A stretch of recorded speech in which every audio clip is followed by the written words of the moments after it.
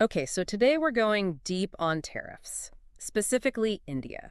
You brought this really in-depth report on the history of tariffs there, and I gotta say, it's pretty fascinating stuff. Oh, yeah, definitely. It's way more than just numbers and trade deals. Yeah. It gets into the whole economic and political landscape. Exactly. So I guess our mission for this deep dive is to figure out how India has actually used tariffs historically, what kind of impact they've had on the country, and what all this recent global trade stuff might mean for them moving forward.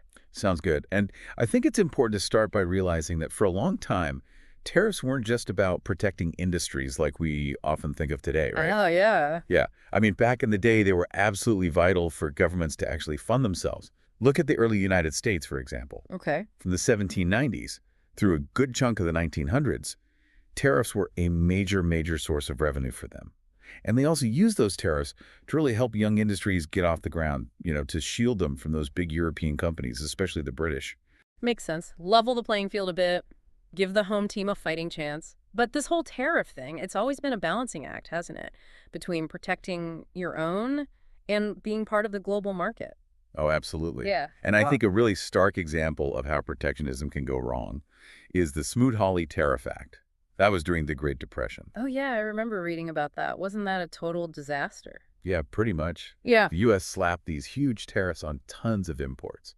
And it's widely believed that it actually made the Depression worse, like globally, because it led to all these retaliatory tariffs and just choked international trade. Like the domino effect. Exactly. And that's a lesson that policymakers still think about a lot today. For sure. Makes you think twice about just throwing tariffs around. Yeah. And then after all that, things started shifting towards more open trade, right? Like Yeah. with gas rattan in 47. Right. GATE, which eventually became the WTO, that was a huge turning point.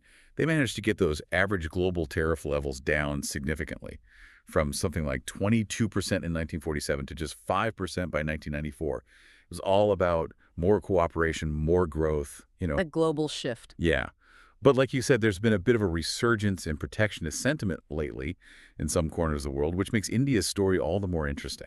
Okay, so let's talk India. The report really dives into the British Raj, from 1800 to 1947.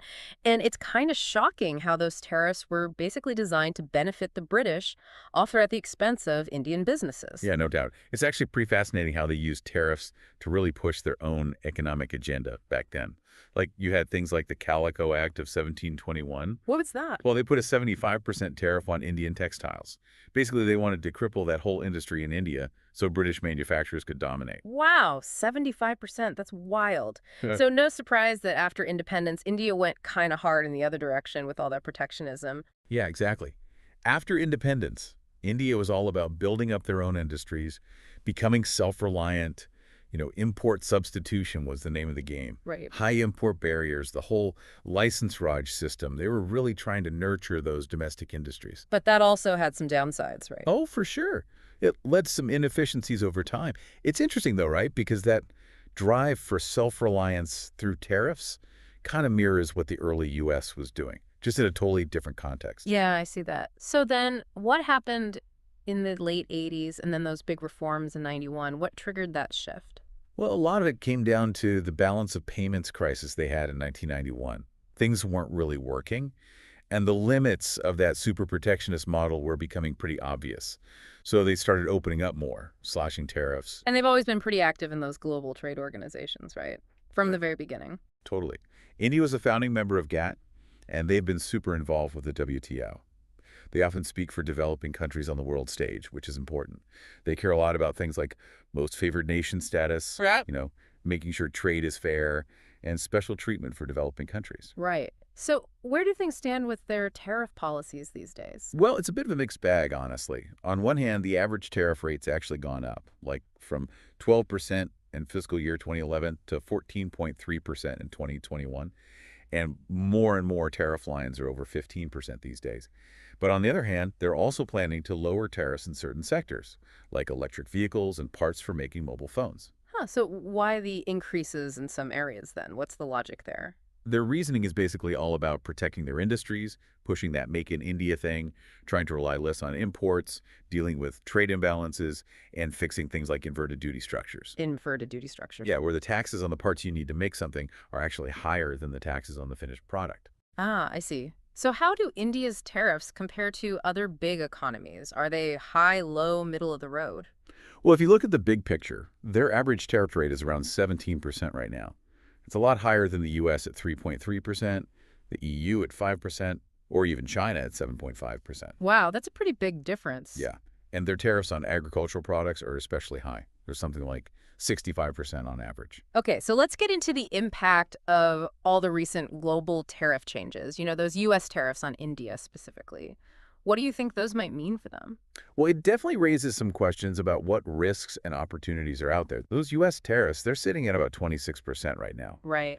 And there's a chance things could escalate into a full-blown trade war, with India hitting back with their own tariffs. And while tariffs usually lead to higher prices for consumers, it's not clear if these particular U.S. tariffs will have a huge impact on India's overall inflation, at least not right away. But I think we could see some real disruptions in supply chains. I guess businesses might start looking for alternatives to China, and that could be an opportunity for India. Exactly. It's a complex situation, lots of moving parts. And all this uncertainty can definitely affect investment and economic growth. So how do you see all this playing out for different industries in India? Winners and losers, I guess. Well, some sectors might actually benefit from all this, like textiles and apparel. They might see some gains. Electronics and gems and jewelry, on the other hand, they could face some headwinds. Pharmaceuticals seem to be pretty protected for now. It really depends on the industry. So looking back at this whole history of tariffs, what do you think are the biggest takeaways? What can we learn from all this? I think history shows us pretty clearly that tariffs can have these unintended consequences. Like remember the tariff of abominations or Smoot-Hawley. Yeah, not exactly shining examples of success there. Not at all. They can definitely protect domestic industries, but they can also make things less efficient, more expensive for people. Mm. And I think those international agreements like GATT and the WTO, Right. they've been really crucial for making trade more stable and predictable. Yeah. For keeping everyone on the same page. So bottom line, tariffs are complicated. They've been used in all sorts of ways. And India's experience shows that things are constantly changing. Yeah, for sure. So as we wrap up, what are some of the key policy recommendations for India going forward?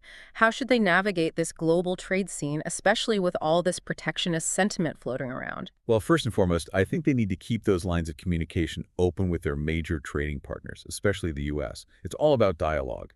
And they should focus on those sectors where they can really compete, especially now with all these tariffs being slapped on their rivals. They've also got to keep diversifying their trade relationships, not putting all their eggs in one basket. And of course, they need to keep making those domestic reforms to boost their competitiveness. But at the end of the day, they have to carefully weigh the pros and cons of using tariffs versus other policy tools. Makes sense. You've given us a lot to think about here, and it leaves me wondering, looking at this long and complicated history of tariffs, how can a country like India, with all its economic aspirations, find that sweet spot? How do they balance their domestic goals with this interconnected but sometimes protectionist global trade environment? It's a really fascinating question. Thanks for this deep dive. I learned a lot. My pleasure. Glad you found it insightful.